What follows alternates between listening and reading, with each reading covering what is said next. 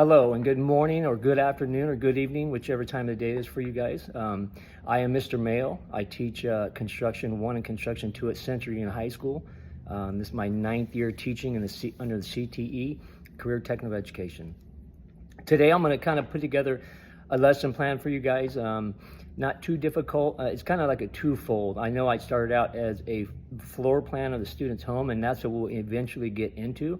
But there's kind of some steps in between to get to that point. To start out, I know that the budget that we've been given is a $100 budget, which isn't much as far as CTE curriculum goes. So we're going to make it happen here.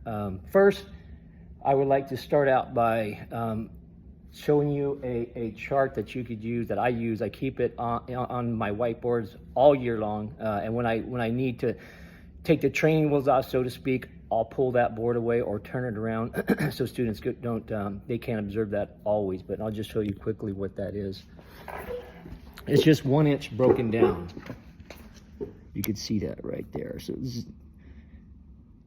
0 to 1 inch, and they're all broken down from quarters, eighths, quarters, halves, 3/4, and to 1 inch. And then also it's all involved. The only thing involved is eighths and sixteenths. Those are the main fractions that we use here in construction, sixteenths and eighths. And so if they could have a visual of that scale and use it when needed, that just is going to only help them and propel them into reading, eventually becoming an expert at reading a tape measure.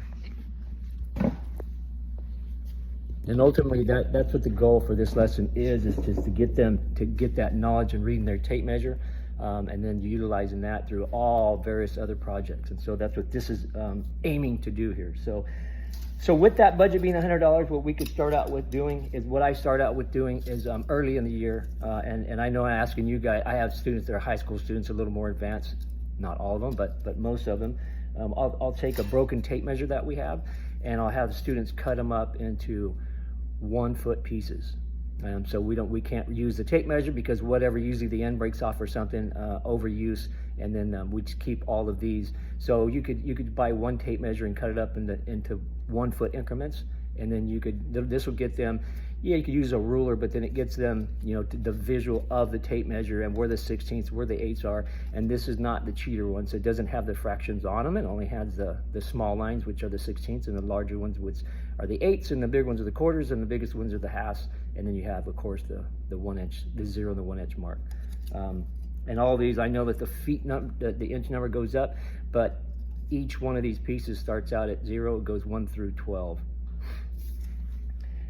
What we would do with that, we would pass them all out, and then I would write several measurements. I know I'm only giving you an example of 10, but there's 5 fractions that are eighths and 5 that are sixteenths. Instead of mixing them and confusing them, so we could, whichever they wanted to do first, they could do the sixteenths first and then the eighths, or vice versa. So I just, an example of 10 of them here for you. So there's just 10 simple. They've got to be obviously within 12 inches, within 1 foot. So all the students who do, you write several. I do about 25 to 30 on a whiteboard, and then they are to write them down 1 through however many I have up there, say 30. And then they could decide what they want to do first, the eighths first or the sixteenths. It's up to them, but they need to. So example number 4, it's 7 3/8. They have to find 7 3/8 on their ruler. They could use either a piece of graph paper with straight lines on it to help them, or they could use regular lined paper as well. And they would take their tape here, and they would find 4 and 3/8, and they would start at 0, make a mark, and then draw a straight line using their ruler. You could use this as a straight edge as well, and draw it all the way up from 0 to 4 3/8. And then the next line would be, and it makes it easy for you just to come and check their measurements. Just take a ruler just like that, and then just lay it right on that line, and then you'll come up with either the correct answer or the wrong answer, and then decide where they went wrong on that. So once they kind of get that down, a feel for that, and then you can move on to what we move on later on in the year is a floor plan of their home. And again, there's that $100 budget. So at roughly $10 a tape measure, there's say 25 students, there's $250 there. So you could get 10 tape measures and just rotate them out. So you could have 10 students one day take a tape measure home. Some students, believe it or not, will have access to a tape measure. That would be the first question: who has a tape measure? Who has access to a tape measure? And again, this lesson would be after you're really comfortable with them getting to know the fractions on the ruler, the 16ths and the 8ths, and etc. And so then you could send 10 students home at a time with 10 tape measures, or maybe some of them already have them, so maybe you could send 12 home. And what they would do is they would do it before they even are sent home. They would do a visual of their house. You just have them visualize their house. Take a piece of paper and draw a rough sketch of their house. You walk in the front door. Is there a hallway? Is there an entryway? Which way does the door swing? Very important. You measure the width of the door, which way the door swings. Is it in swing, an out swing? Most likely it's an in swing. And is it a left hand or a right hand? Whichever your hinge side is on. If the hinge is on the left, it's a left-hand swing. If the hinges are on the right, it's a right-hand swing. And then is there a hall? They could just trace out, draw their homes. Some students live in a really small apartment. And so what they would do after they take all their measurements, you would come back to class and you would have each student would be issued a graph paper, and then you're going to find the scale on your architectural ruler. And so these architectural rulers, you can, if you order them within a pack of about 30, you can get them for, between $6 and $7 a piece. So that's not kind of going over the budget there. So this architecture rule, if you're not familiar with that, it's broken down into fractions. You're able to put that whole house on your 8.5 by 11 paper there. So the smallest being 3/32 per foot. That means at 3/32 of an inch per foot, that would be the scale. Obviously, that would be a rather large building. Usually homes, they're right around 1/8 inch. Some of them, if they're larger home, over 3,000 square feet, then you would use that really small the small scale in the 3/32.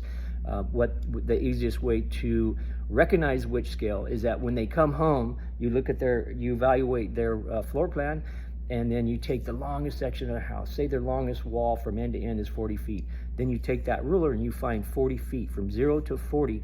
And if you could take 0 to 40 and fit it long ways, as long as you can on that paper, to take up as much space you can on that paper, that's the scale that you want to use. And so the funny thing is, some students live in a large house, 5-bedroom, 4-bath, whatever, and then some students live in an apartment. Well, that student in the apartment can use a 1/4 inch per foot scale, and they could scale it way up. So their house on paper looks as big as somebody else's house that's maybe 3,000 or 4,000 square feet. So that's the fun part about that.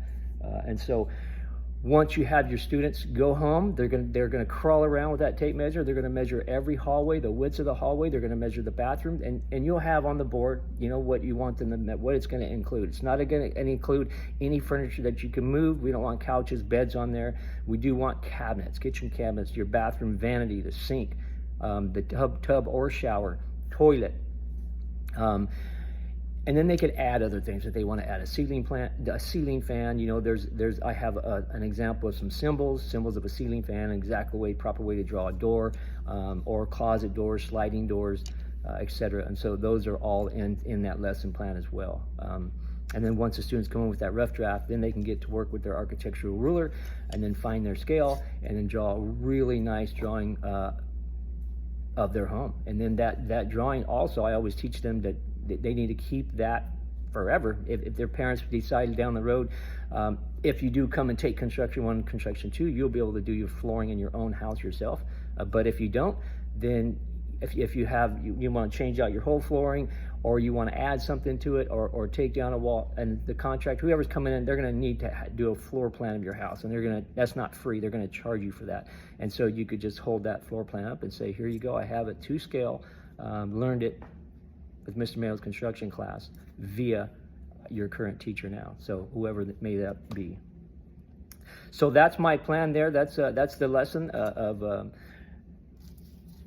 reading the tape measure, 16ths and 8ths. Just keep it simple, and then also creating your own floor plan of your home. Thank you. It's been fun. Have a great rest of your day. Thank you.